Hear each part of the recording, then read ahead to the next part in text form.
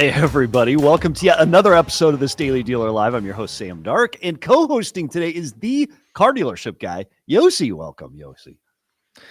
Good to see you, Sam. A little technical difficulties, but I'm pumped for another episode. I love it. So as a reminder to our audience, post your questions, comments to social media. Your comments, your interactions help us shape the entire show. First up today, Yossi, a survey question. So this year, there are 5 selling Saturdays plus Memorial Day in the month of May, which gives us an opportunity to crush records. Over the past decade, Yossi, how many times have we had 5 Saturdays in May? Give me the answer, Sam. Don't All keep me waiting. There we go. 3 times. You knew it because you chat GPT'd it, which everyone should do. 2015, which was a decade ago. 2020, 2021, which was COVID. So it's cool, Yossi, because this weekend in automotive, we could crush it. The Memorial Day is a top 3 automotive selling weekend. Also that according to Chat GPT. So here's our survey question, Yossi, for our audience today. And we'll hit your answers at the very end of today's show. The question is this: what are you doing this Memorial Day holiday to bring traffic into the dealership? We'll unveil your answers at the end of today's show. So I'm excited about that. What promotions, what activities, barbecues, whatever. What are you doing to celebrate the holiday and bring customers in? Today, buckle up for an action-packed show. And we have 3 amazing dealer guests today, including Eric Barbosa, who's VP Variable Ops at Cavender Auto Group. Plus today, Yossi, we have a countering perspective on the show from earlier this week, Matt Bauer's take on dealership leaseback. So I'm super excited to get that perspective, Yossi. Yeah, that was a great episode. 2 episodes ago, I believe. Yeah. Just some great discussions. Got a lot of, just a lot of discourse on social media. So it's good to bring different perspectives or, show maybe just a different viewpoint on this topic. So it's going to be a great show. All right. Well, before we get into the show and our first interview, let's dive into today's headlines. So breaking news today from Volvo Cars, where CEO Hakan Samuelsson says customers are on the hook for, quote, a large part of rising tariffs. His comments come as President Trump floats a straight 50% tariff on goods from the European Union starting June 1st. This would severely limit the ability of Volvo to sell its affordable EX30 electric vehicle in the U.S., according to Volvo and according to Hakan Samuelsson. Interesting to see this strong of a statement coming from the CEO executive of a large automaker, Yossi. Yeah, I think that Trump just announced this morning. From what I understand, it was pretty impulsive. This wasn't something that was very planned. And I don't think we're going to see this last for very long. That's just a personal opinion. But if you've seen what's happened over the last month and a half, this may go into effect on June 1st, as Trump has, threatened here. I think he's really just anchoring to try to accelerate negotiations and actually get somewhere, because it seems like they haven't gotten very far with the EU. So my personal take is this would not be very favorable for Volvo dealers. It is only one model, so it's not the end of the world either. We should just, be realistic about that. But I think that this is going to go away within the next 30 days. That's my prediction. A lot of noise, which ultimately ends up helping to create that tariff close as we look into this holiday weekend. So let's dive into our first news headline today. We're sticking with Volvo. So earlier this week, we unveiled Apple's choice Aston Martin for its new Apple CarPlay. It's an exciting new feature that Apple is working to develop. Google has now selected its first partner for Android. And guess what? It's Volvo. Volvo is now Google's lead partner for developing Android automotive software, giving it early access to new features and tighter integration. Google engineers will test software directly in Volvo vehicles, accelerating real-world development and reducing the lag that plagues other automakers. Volvo will be first to deploy Android 15 in vehicles, starting with the EX90 electric SUV, speaking of that vehicle, while most competitors remain stuck on outdated versions. The collaboration also introduces Google's Gemini A1 to cars, enabling advanced voice-driven tasks like searching messages. How cool would that be as you're driving down the road verbally for directions or building shopping lists? It goes back to that conversation we had earlier in the week and last week with Brian Benstock about who's best to create this user interface in automobiles. Tesla does a nice job, but of all the OEMs, it's actually Apple and it's Google that have just really led the way. Next up today, Cox reports a 2-point decline in dealer confidence in a survey released just yesterday. Dealer confidence is slipping overall, dropping to 2 points quarter over quarter, with independents feeling the bulk of the decline versus their franchise counterparts. Franchise dealers are riding strong new car momentum thanks to better inventory and improved customer traffic, while used car sellers are seeing slower foot traffic and tighter margins. And it's interesting as you look ahead to the rest of 2025 and how this plays out, Yossi. Yeah, Sam, think about the independent right now. You are facing a market where inventories continue to just constrain, and it's predicted to continue to constrain through at least the end of the year due to the lack of production, throughout the pandemic. Franchise dealers are increasingly entering the territory at just higher rates, right? Because they need to sell used in order to keep up with this market and demand, also to combat potential tariffs and unaffordability. And you're a used car dealer. You only have one major profit center. That's the used cars. You don't have service. You don't have new. You don't have parts. So it's a tough spot to be a used car dealer. Not to mention the overall macro and rate environment and how we're seeing delinquencies rise as well for the deep subprime segment, which impacts lending and how you can actually get customers approved. And so it's going to remain tight for used car dealers. There's no doubt about that. I feel for them in this environment. But the used car dealer will figure out a way to get through it, just like they did when inventory values cratered over the last year and a half, 2 years. Yeah, but they are starting to feel that. So yeah, that's interesting. Mm-hmm. All right, last up today, Yossi. Big move out of Washington yesterday in the EV adoption war. The U.S. Senate voted on California's EV mandate, which would phase out gas vehicles for sale in California at new dealerships by 2035. In a 51-44 vote, the Senate repealed the EPA waiver that let California mandate EVs by 2035, putting the final decision in President Trump's hands. If enacted, the rule would pull power back to Washington, reshaping how automakers plan EV rollouts and compliance nationwide. Dealer and lawmaker feedback is coalescing around one theme: EV adoption should follow customer demand, not political deadlines. Well, California's Governor Newsom and Attorney General Rob Bonta are ready to fight the rollback in court, framing it as both an environmental and economic threat. But for now, it seems very likely that President Trump will sign this bill, which is super interesting. Many people thought this, Sam. Many people thought this, and I think one of the interesting emails I received right as this was announced was from a large dealer and said, "Hey, look, it's actually happened. Expect just reduced EV production from the OEMs, right? People were trying to chase this hurdle that was upcoming here in the next decade. That's not the case anymore, or it's about to not be the case when Trump signs it. And so we're likely just going to see a lot less investment in that space." Yeah. In fact, we saw a lot of OEMs jumping in to help advocate for this. Toyota's one of them, right? Where they've gone all in on hybrids. They don't want to see a world where only EVs can be sold in the state of California. So very interesting. All right, Yossi, are you ready for our first guest today? Let's do it. Let's dive into it. So welcome to the show, Eric Barbosa, VP of Variable Ops at the Cavender Auto Group. Eric, welcome to the show. Hey, how you guys doing? Happy to be here and get to speak with Yossi and you again. So this is awesome. Exciting to have you on the show. Yeah. Well, Eric, start out. How's business right now as we head into this holiday weekend? Perspective. Business is to us, it's good. It's a mindset. And is it a little slower than we'd like in May? Yeah, but I think the anticipation is these last 10, 12 days that we have to finish the month. So it's normal for us. So we're just looking forward to this weekend, big 3 days, and then to finish on a Saturday is going to be big for us. Eric, what brands? JLR, Jaguar Land Rover, Cadillac, Chevy, Buick GMC, Ford, and Nissan. Mm-hmm. Okay, so heavy domestic. Heavy domestic, yes, sir. What of those, what OEMs are stepping up best as we head into the holiday weekend and finishing out the year? Where are you seeing the most support in terms of incentives and just factory help to make vehicles available and help you sell?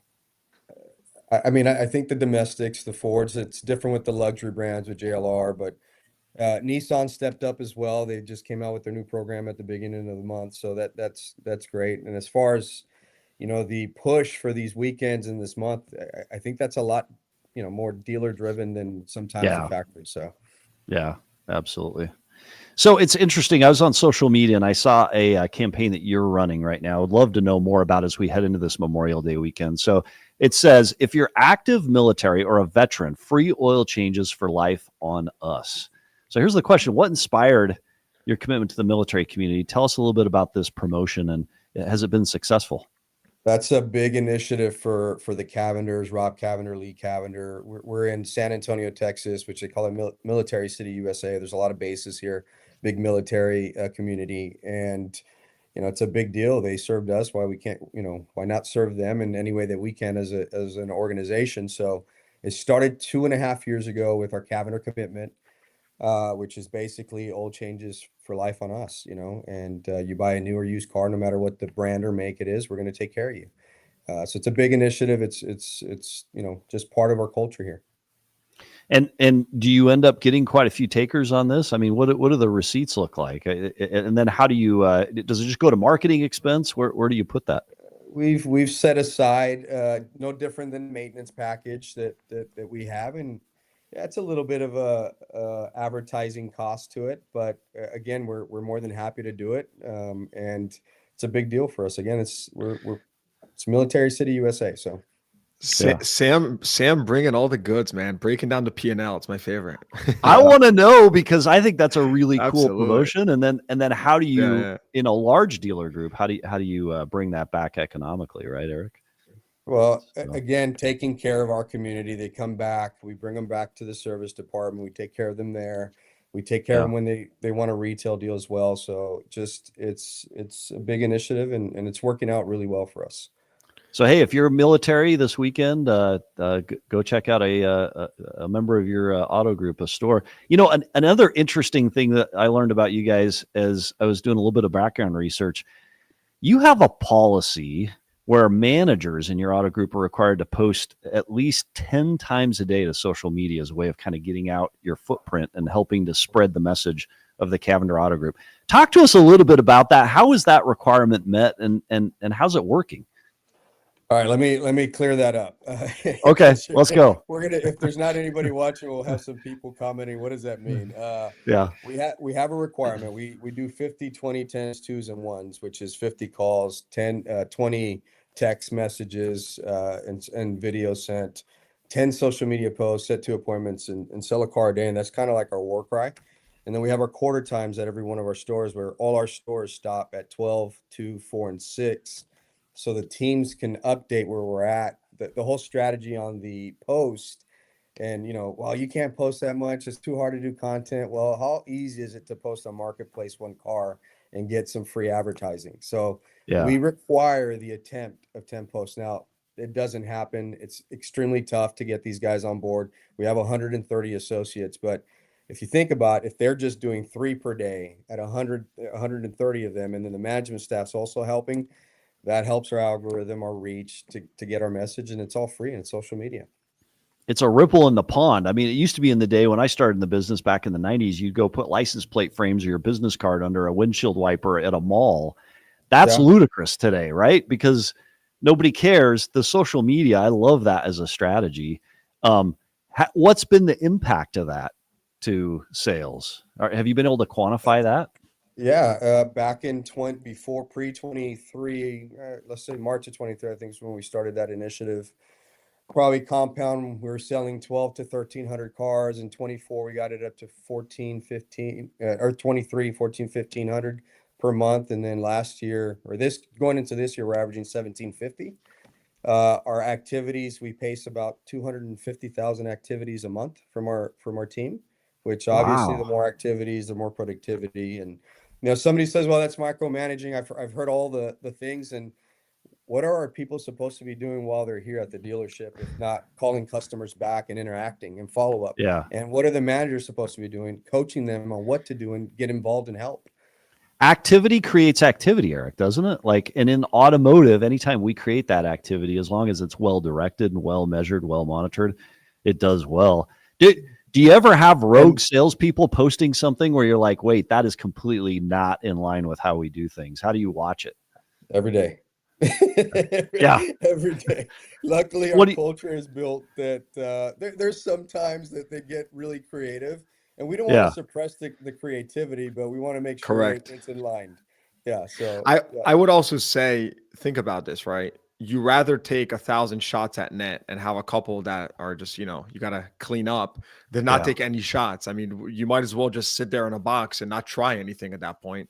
So I think I'm totally, team set the marker, right? Let people chase that. You're setting them up for success, right? I think anyone that would call that micromanaging, I would question if they've ever been a leader or led a team in their life, because what you're actually doing, you said it yourself, it's attempts. You're giving me a blueprint, and it's my, it's at my discretion at that point how I use that blueprint, and if I use it effectively to drum up more business, right? At the end of the day, I want to be more successful, so why would I not use that? So I think it's a great, just initiative, and I don't see the downside there.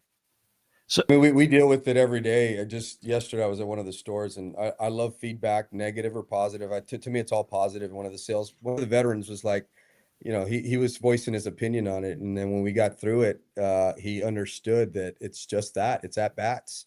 We need as many as we can, and at the end of the day, if you're going to be here 8 hours, 10 hours, 12, 6, 5, be efficient and be impactful with the time that you're here, and that's the whole basis of it.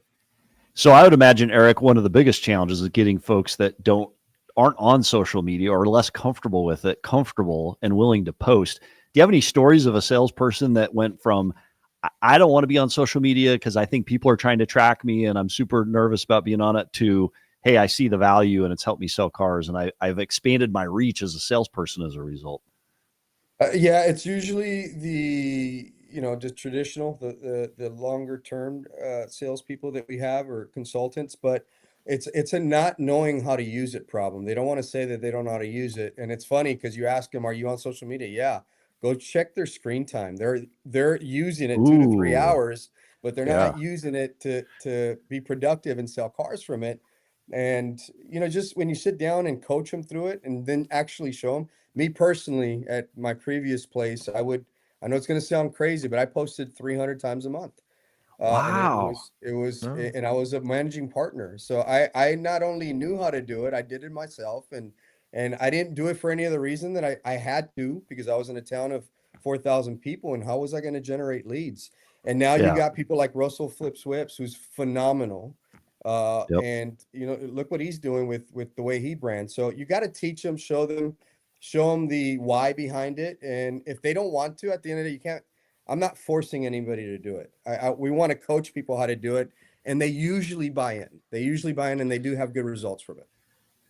Eric, I want to shift the conversation for a second. I'm thinking back to our prior podcast that I had with you, and you had mentioned, or maybe it was Rob who had mentioned, that you guys implemented entrepreneur's operating system at your store, right? Like the goal setting framework that you operate by.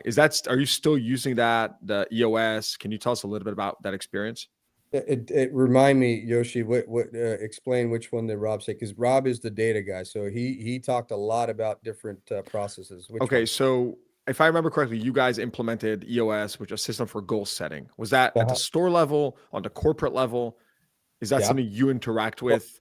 Yeah, every day. Yes. Corporate, at store.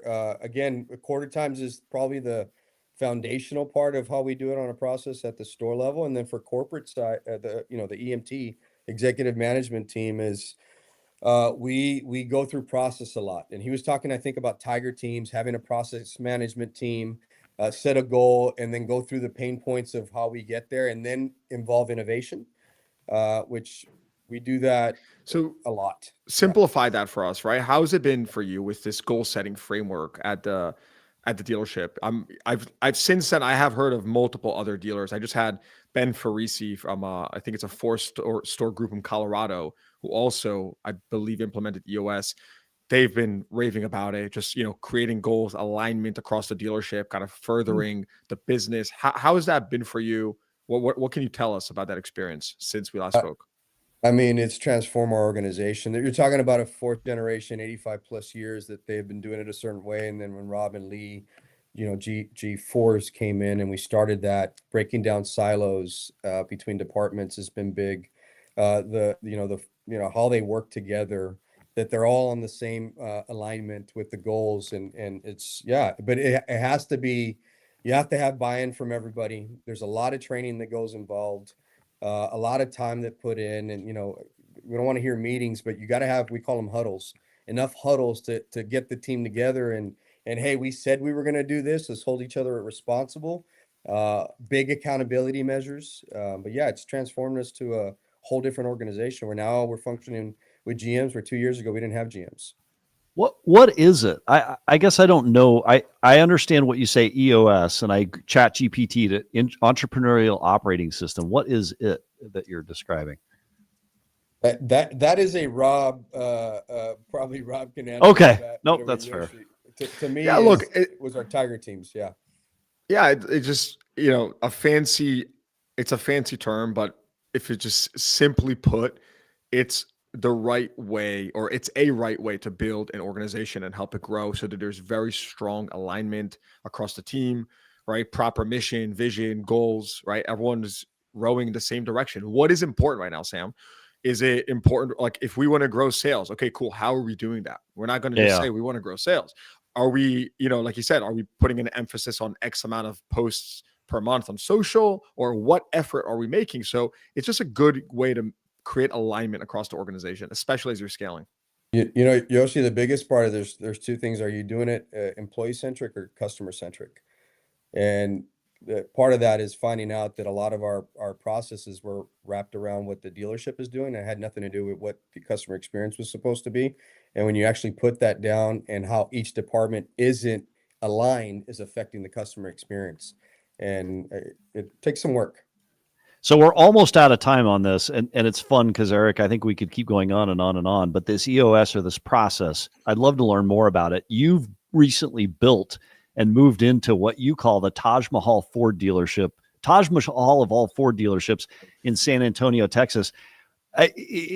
This process that you're talking about, and then social media posts, all these other things, you've scaled that Ford store very fast. Tell everybody where you went from in volume to where you are today, and maybe did this process play into your being able to ramp up so quickly at this big Ford dealership? Well, the team purchased was really a commercial store, and we had some retail. It's called Cavender Grande in San Antonio. They were doing, when they bought it, maybe 15 retail units, mostly commercial, but they did buy it for this purpose. They bought a water park in San Antonio and built a Ford dealership on it, and we moved it here. We went from 60 units to almost 300 units, big facility. And then we found. Oh, it looks great. I'm looking at it. It looks awesome. Yeah. And I will tell you, it starts with the operator that we found who believed in the system, and he's doing phenomenal. Casey Ogletree is the GM here, and he's believed in it. And yeah, now, 7 months into it, we're touching 300 units, and we're seeing a lot of growth. Well, Eric Barbosa, VP Variable Ops. Oh, go ahead, Yossi. No, I was going to say, is that your billboard on the Ford lot, or are you paying rent on that thing? I think we own that one. I hope you own that one. Fuck. I hope they're not fucking putting a billboard. I'd love to see it. It's always a funny thing, the directional billboards. Yeah. I know.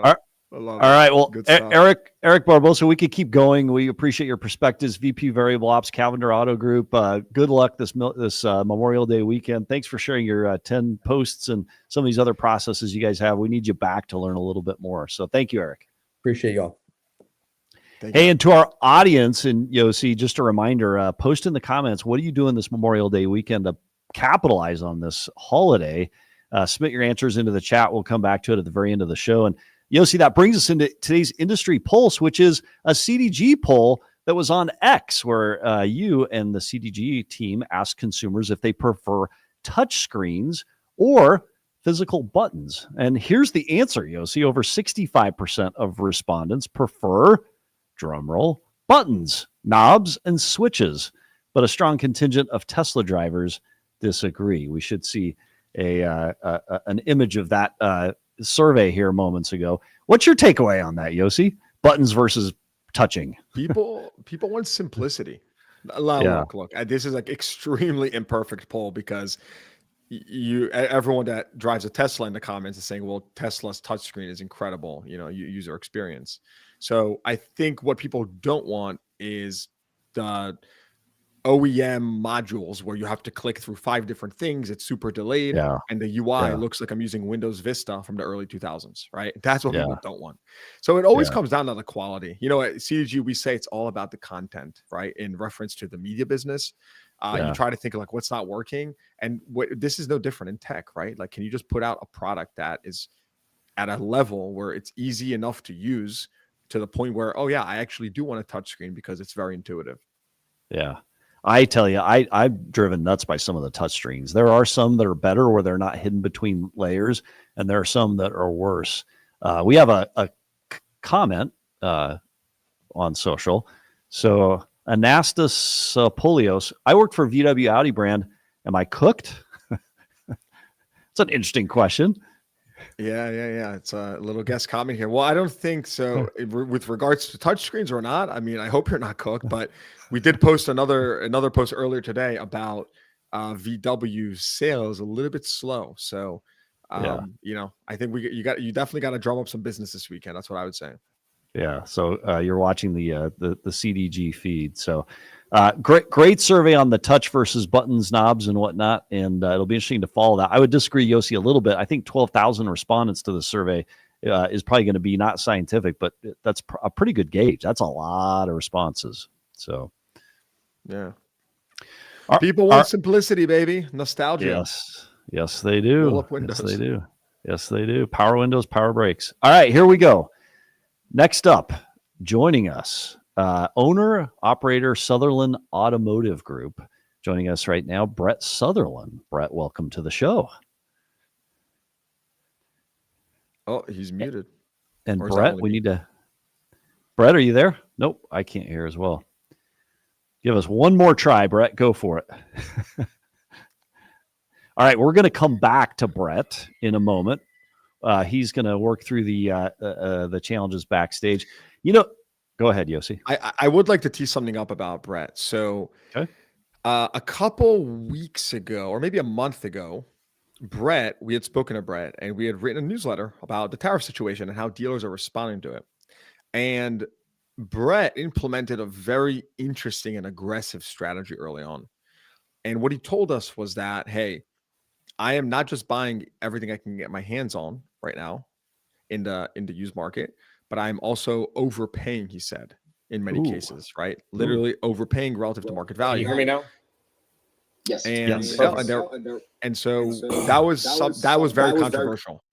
As we posted that around, dealers were asking tons of questions and Brett was responding. But I want to ask Brett, as soon as we get him back on, how he has if he's changed his direction since then, right? If he's still being as aggressive in light of all the changes, or if he just completely changed his inventory acquisition strategy.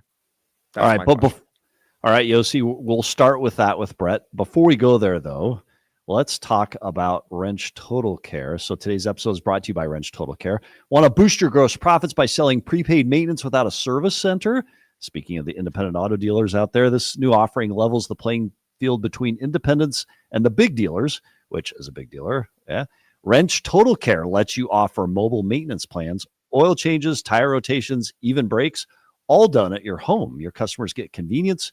You get more revenue on every deal. And if you're using Dealer Center, it's already built into your workflow for seamless upsells. Not on Dealer Center? Not a problem. Visit TotalWrenchCare.com and start earning on every deal today. Yossi, this levels that playing field between independents and dealers. Yep. Love me some Wrench. Wrench is great. Try Wrench out. Love them. Use them. Make money. Have fun. Go for it. All right. Let's turn to Brett Sutherland. And Yossi, let's start with your question. I hear an echo. Yossi, can you guys hear me okay? I hear you. I do hear an echo as well, but I'm sure we'll get that fixed shortly. Brett, how are you? I'm doing well, thanks. How are you? I'm good. I still hear an echo. Hopefully Taylor, our wonderful producer, will take care of that. There we go. Better. Let's go to Ned. All right. So we're hopping all around all today. We're gonna skip Brett. Happy holiday. It's the Memorial Day weekend. And what would the Memorial Day weekend be unless we had a little bit of adversity? We're experiencing some adversity here on our live stream. So, Yossi, earlier this week, you had a show. You had Matt Bowers on, and Matt Bowers talked about sale-leasebacks. And so our next guest, Ned Hennessy, who is Vice President, Dealer Investments at SURMOUNT, has a counter opinion to the conversation that was had earlier. So, Ned Hennessy, welcome to the show. Thank you guys for having me. Ned, welcome. So the quick context here, as you mentioned, there's been a lot of buzz on sale-leasebacks on social. And so we did what we do, which is we invited Matt Bowers on the show, who's been, pretty outspoken about the, this form of financing for dealers. Again, for those that don't know what sale-leasebacks are or just not familiar with it, I'm going to way oversimplify it, but you are looking to, you're looking to raise financing. And you may be a dealer, you may be a prospective dealer. And so what do? You essentially sell the real estate to a firm that specializes in real estate, and they lease it back to you. And when that happens, you get a lot of money and you can redeploy that capital in other ways. And they lease it to you, so you pay them, a lease. That's basically how it works. Matt Bowers, large dealer from the Sun Belt, been very outspoken about it. We had him 2 episodes ago. And so, Ned, it's great to have you on. Ned, can you just give us the quick high-level overview of, your experience in the space, what you do? Yeah. So I, got into real estate and, took a generalist approach, I think, and, wanted to find something that nobody was really doing. And that was dealership investments. And that was, 4 or 5 years ago. The space for 2 decades has been, kind of dominated by 1 or 2 funds, really going directly to dealers and dictating the market as far as sale-leaseback capital goes. There was a huge kind of light bulb moment for me that there wasn't really a tremendous amount of advisory as it relates to, dealership, real estate capital, really understanding the space, the players, what dealers need, right? Taking, and holding them, by the hand and offering a service, right? As it relates to, again, this very specific niche of the market. And so, got into the space, worked my way in with groups and dealers and, 2 firms later, joined formerly in Pro, now SURMOUNT, and who's Glenn Konoski, found our firm, is really like the godfather of the sale-leaseback in the net lease space, and was able to offer my experience and expertise and kind of niche in this space with the platform that's done it better and more than anyone. So, Ned, why would a dealer want to sell their real estate off to a third-party company? What's the benefit or the advantage? Matt says, hey, it was a tough proposition. He's not a fan. What was wrong with his setup, and why would it be advantageous to a dealer? I think it would be, first off, it's not for everybody, right? It's not, this isn't like, if anybody Who's comes it to you for? and says, it's for people that, see the opportunity cost in the dollar in the real estate versus the dollar in the business, right? There's an opportunity cost to that. Your real estate is a, it's a static, investment. You need it. You need to control it. You need to, you absolutely have to, have access to the facility to to operate. You do not have to own it. And there's an opportunity cost, for every dollar that is invested in the real estate. It's not, being put into growth or optimizing the business. And I think the key is, partnering with the right capital source, right? These contracts, these leases, they have to be done correctly. And I think, it's super important to understand there's a massive market for this, and an advisor that should be retained for something like this. So what should a dealer like? I get it. It frees up capital, and if you're trying to become a franchise dealer and you don't have a lot of capital to go spend to buy the multiplier, you probably need to do something like this. It's kind of cost to enter, right? Like, it's tough anymore. I remember back in the day when a Ford rep could cobble some money together and buy a Ford store. That's just not possible anymore. I would imagine this is very appealing to someone that doesn't have the cash or the capital. They can sell that real estate back. What are you looking for in the best situation so that it doesn't turn into a negative in terms of a partner? Yeah, and to your point, and again, I'm not my opinion here is not one of controversy. It's one of it's just a differing one that I think there are bad deals in this space. You don't have to do bad deals, right? And to partner with an advisor, that understands the space, understands that there's a market, understands the terms, that are very important to think about at the time of these deals is really my point. And I think that. Well, I don't think it's necessarily. Yeah, go ahead. What should I run from, Ned? If I'm looking at doing one of these, I want to go buy a Nissan store. I want to buy a Stellantis store right now, and I'm looking at different leaseback companies. What should I run from? Never. I think someone that is coming to you directly without any sort of market competition or pressure is going to give you the best terms, right? I mean, why would they? They're self-interested. These funds are. They're trying to mitigate risk and maximize return, right? And when you're able to flip that script and kind of dictate the terms to the market, it's a totally different approach. And you need to be very careful of assignment, change of control provisions, so that you can sell the business down the road. You need to be able to have flexibility to renovate or improve the facility to meet your needs.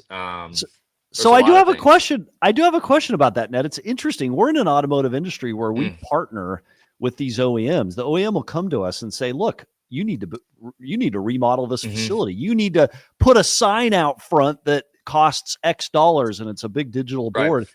How do you negotiate through that in a leaseback situation where you don't have total control over the facility that way? I think most landlords want the business to optimize, right? To be run at its maximum level, and to do that, you have to meet the OEM's requirements, and then receive those incentives post completion of the renovations. And there's a couple different ways that can be funded post sale leaseback, either amortizing the cost into the lease. Most landlords will fund this, right? And it can be amortized into the lease. You can go get leasehold financing from a third party. But there's no limitation really for a dealer. You're going to be able to fund that. It's just at what cost, and making sure that sometimes that those I think it's better to just negotiate that up front in these deals and into the contracts, how it's going to be the option to have it funded by your landlord, how that looks, right, dictate it at the contract table. So final question, Ned, and then final question here. If you're in a bad deal, and it sounds like Matt's in one, and so probably there's some other dealers are, maybe they don't have the control they want. They can't make the decisions they want. It wasn't written right in the first place. How do you get out of it?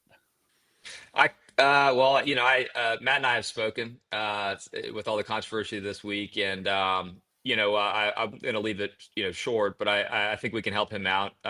If you have done a bad deal, which there have been some, there've been lots. There are advisors out there that people that know the space that can use their leverage and expertise to try to create solution. I think having a third party is key, and we don't have a magic wand. But we've, have a line of business that is dedicated to this, and, created billions of dollars, when clients have done, bad lease deals and gotten them out of these situations. So. Well, Ned Hennessy, Vice President, Dealer Investments at Surmount, thanks for joining the show to provide your countering perspective to the portion that went earlier this week. Appreciate you sharing your perspectives with us today, Ned. Thanks so much. I hope everyone has a, fantastic Memorial Day. Let's go. Thank you, Ned. Ned and Glenn, who you mentioned, the CEO of TripleNet. They've been really great. Like I've known them for about a year now, and Glenn, I've asked dealers around, and he was we were partnered on our NADA party this year, and just has a really great reputation. And so I would say I was relieved to hear when I did speak with Matt that they were obviously not involved in the situation. That made me feel good. Still not, great situation for Matt, but nonetheless, it's great, appreciate him stepping up to at least share. I mean, that's the purpose of this platform, to share, kind of different perspectives on who it may be for. And that was actually very helpful. It's a practice not for everyone, but for those who need it. It's a great way to get into this industry and then also maximize cash potentially. So, all right, Yossi, time to turn back to Brett Sutherland. Let's drum roll again for the owner of Sutherland Automotive Group. Brett, welcome to the show. Thanks. Hopefully this works out better. It works awesome. out. We hear you great. Awesome. Okay. Thanks, guys. So Yossi started with a great question, Brett, and I think it would be interesting to start there with you had kind of proactively said you had a certain approach coming into these tariffs concerns, even overpaying for used inventory. What's your approach today? Has it changed any? No, it's the same. I mean, we're still stepping up, and if we can buy cars from our consumers directly, from our customer base directly, we're doing so, and we're stepping up, and we're seeing huge opportunity from that. I mean, we're on track to close to double used car sales, so it's something that's working really, really well, and we are we're sticking to it. So, I mean, if you really think about it, if we could buy a car out of the service drive that Mr. and Ms. Smith own, and they bought it new from us, and we pay, $2,000 or $3,000 more for that car than MMR, we have a story, and stories sell. I mean, customers are getting a quality car. We know the history. It just makes a whole lot of sense. And, candidly, if I don't care about the front end gross that much on that car, as long as they're going to be a repeat customer and they're going to come back and they're going to service with us. And, we have earned a customer. The front end gross is not that important to us. We're basically in it to earn a customer for life. And, part of what we're doing, and we're in single point markets, which is great, is we're becoming a trusted resource for that customer. And people are understanding that we're aggressively buying cars, and, the business is growing, and we're selling more and more used cars as a result. So Brett, you're essentially saying, I'm comfortable with taking a break-even front-end gross, or maybe very minimal front-end gross. But to me, that's an investment in my brand, my reputation, my marketing, right? I'm giving up a little bit on the front. That puts the word out there that I'm buying cars. I'm an active participant. And then, of course, you still earn the back end and your future service business. Did I summarize that correctly? Look at the reconditioning we're gaining. I mean, if we're doubling the amount of cars going through our shop, I don't care if we make 1,000 on the front or if we lose the 1,000 on the front. It's irrelevant. As long as we earn the customer is going to service with us. They're going to come back. We're going to get a reputation in the community for being the trusted resource to go to sell a car to. It's a win-win-win. It's that's the view that I have of the situation. And Brett, how much are we stepping up here? Right? Like, how economical is it? Are we, if you're stepping up $3,000 on a car, what's the replacement value of that? Can you get that at the auction for, $2,000 or 1,000 less, including transportation, or kind of where are we at? You probably can, but you don't know the history of that vehicle. You don't know how well it was maintained. You don't know the owners. You don't know. I mean, if that car came in and it was at our Subaru dealership, our Lexus dealership, our Toyota dealership, and we know the history, we know we sold it, we maintained it. I mean, we're seeing customers come into our dealership, and if we can show them that, hey, Lexus in Montgomery, the customer bought the car new here. They've had the car in every 5,000 miles. They've done every major service. It hasn't been in an accident. And we can document that. We're seeing consumers step up equally to the amount we're stepping up. They're getting a better car, and it's literally a win-win-win. So no, our strategy hasn't changed at all. That is the exact same strategy we're using. And candidly, let's say the tariffs all go away. We're still going to do this. It just makes sense. Yeah. How does F&I play into that, Brett, as you think about making a little bit or losing a little bit? What does that component look like in your used car tremendously important, right? I mean, our focus is F&I. I mean, we're not in the business to not make money, but yeah, I mean, you have to obviously have a strong F&I department, which we do. And that is a key ingredient, just like getting the added reconditioning, getting more cars through the shop, having more opportunities with customers based on, the inventory that you have in stock. I mean, if you've got 200 used cars in inventory versus 100, you're literally going to get double the eyeballs on your dealership. So there's a lot of wins. The minor part is front end gross profit, and it's something we're not concerned with. And I think more dealers should look at that. It just makes a lot more sense. It's a better holistic approach to the business, in my view. Brett, another question for you is, I understand I understand the idea here. What is your capacity like in service? Because I know you're also a Toyota dealer, and I can only Correct. imagine service is just like flooded. Are you able to? You mentioned I'm getting the reconditioning business. Do you have the capacity for that? We Like do where have do you the kind of peak capacity. out? Our Toyota Mhm. store is on 27 acres. We're in a very, very fortunate Wow. situation with the size of our shop. You know, we have a phenomenal team in place that's constantly hiring technicians. And candidly, if you've got that kind of workflow, you're going to have technicians raising their hand from other dealerships up and down the street that understand the work that Toyota of Montgomery has versus the competition, and they're going to want to come to work for you. And we have we have a new facility, we have a state-of-the-art shop, we have an air-conditioned shop, we have a great work environment, which also is huge in a recruiting perspective. You know, it's interesting. You mentioned Toyota and your growth in used cars. With only 41 days of new car supply, Toyota is tight. What are you doing to? You're probably leaning into used cars, but how are you operating in that environment with such a large footprint there at your Toyota store? Yeah, you know what? We're fortunate because we bought the store 2 years ago, actually today, and Oh wow, we earned a lot of inventory from Toyota. yeah. We have, come up with a certified body shop. We got an extra 300 allocation of Toyotas for this year. We just hit we're still getting that incremental gain from Toyota because we're exceeding 110% of our objective. We're turning cars incredibly fast. So luckily for us, Toyota is giving us the product to help us grow, which is great. And I mean, Sam, when you go in and buy a Toyota dealership, I mean, they're closely watching how fast you're turning these cars, and we've done a good job from day one. So, and we've done everything we can to earn more vehicles. We're about to start building a new Lexus dealership for the same reason. We're going to get an extra 800 to 900 cars a year, and in the Lexus world, that's just gold. Those extra vehicles are absolutely gold. You've been very selfless on social and elsewhere and mentoring and helping to guide new professionals wanting to get into the business. A post of yours recently, Brett, made the rounds, I think, on LinkedIn, giving some tips for those coming into the industry. I'd love to get your perspective on it. You talk about some key metrics. After step number 2 on this post, after consistently building your customer list, you should be noticing at least 40% of your customers as repeat customers. And then you go on to talk about 50% of your customer base should be repeats after you deepen into it. What prompted that post now, Brett? We're doing a phenomenal job I'm doing a phenomenal job in attracting talent at Northwood.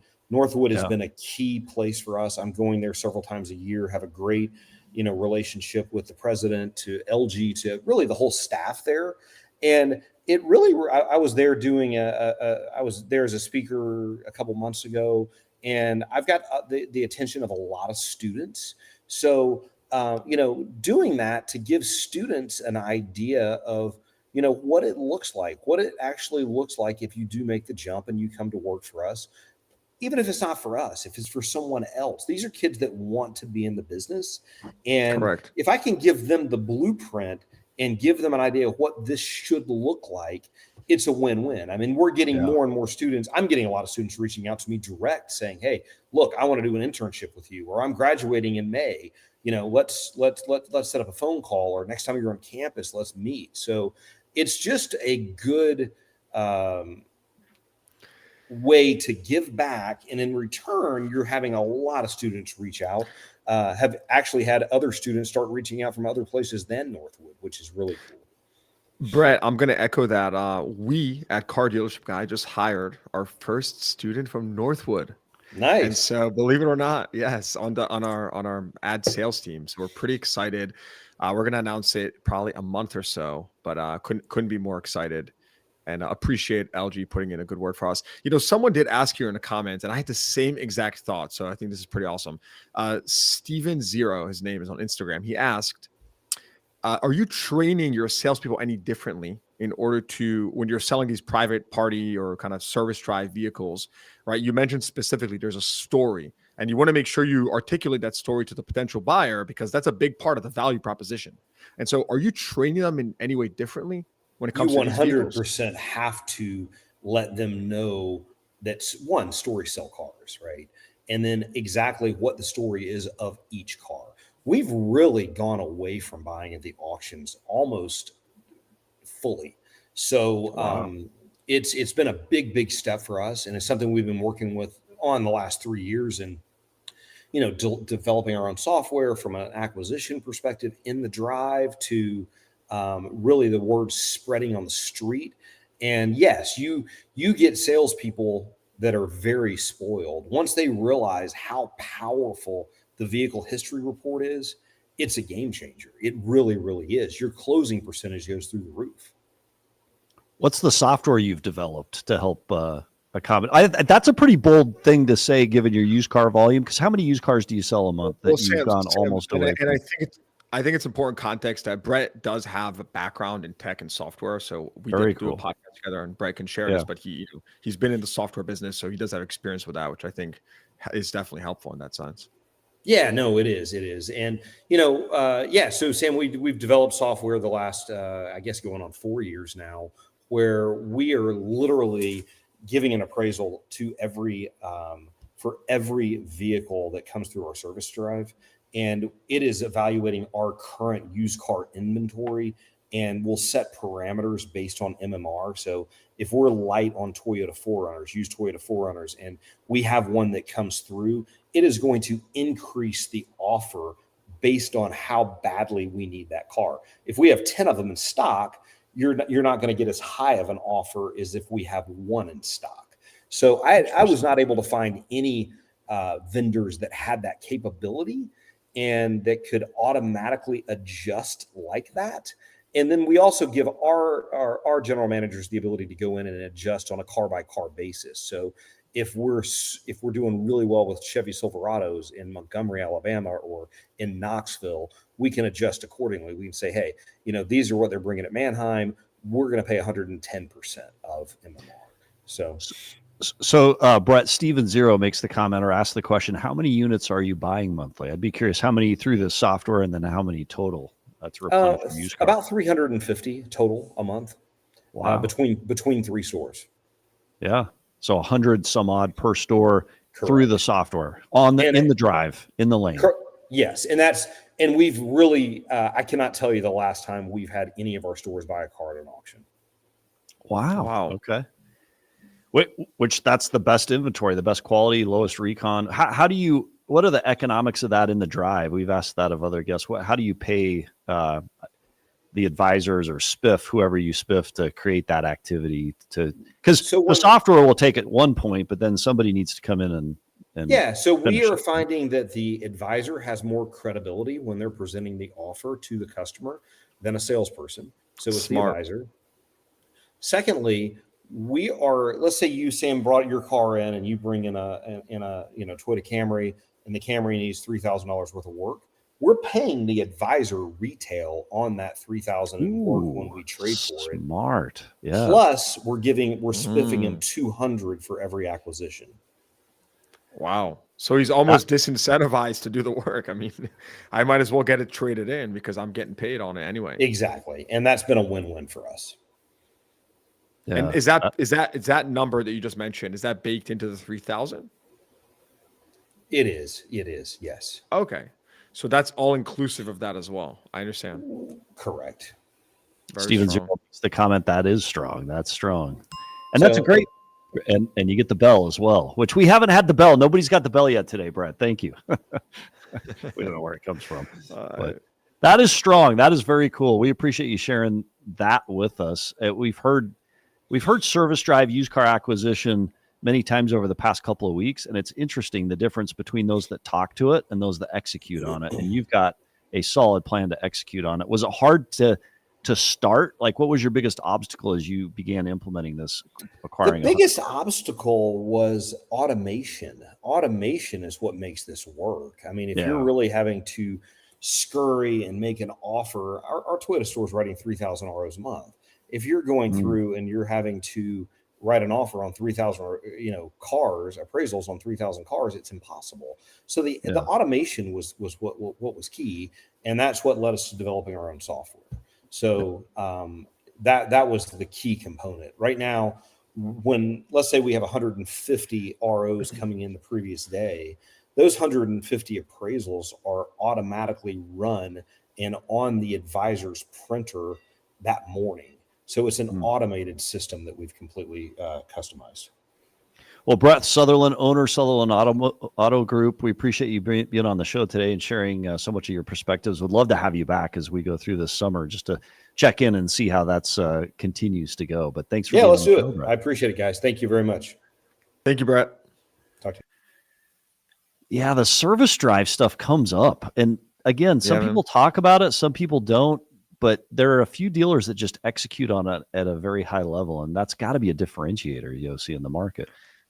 Yeah, he's running an aggressive model, and I like it. I mean, he's going all in. I mean, he's very clear. You see, he's paying where he needs to pay. He's aligning incentives. He's disincentivizing the service advisor to do service because in lieu of or in order to get that trade in. So it's a very aggressive model, but he has a clear strategy, and it seems like it's a winner. You know, we didn't ask him what's net margin, like how this all kind of rolls down to the bottom line. Yeah. You know, so that's one other question that I would be curious about. But we will ask him that. And he probably hears us right now in the green room. So we can still, you know, for next episode, we can start off with that. Yeah. Steven Zero has another comment. When is Brett going to start selling the software to other dealers? Sounds like something we need at Cable Dahmer. And I do think it's interesting. Software, he said, automation is key. But how many have software that does something similar but just don't utilize it, right? Like, I think execution is a big part of it too. So maybe we can get his perspective. Process. Maybe we can get his perspective in the green room. We'll share it with everybody after the show. So we appreciate everybody watching today. It's Memorial Day weekend. Hope everybody just crushes it out there in all of automotive. And we will not be airing a show this Monday due to the Memorial Day holiday, but we'll be back at it Wednesday. And hopefully we've got some great results to report from the weekend again as we close out the month. That following Saturday. So thank you for watching Daily Dealer Live, where we break down the biggest moves in the car business as they happen. Don't forget, we're live every Monday, Wednesday, Friday. We're skipping this Monday. So if this is your world, hit subscribe, turn on notifications so you never miss a beat. And we'll catch you next episode. Yossi, thanks for being with us on this one. Salute.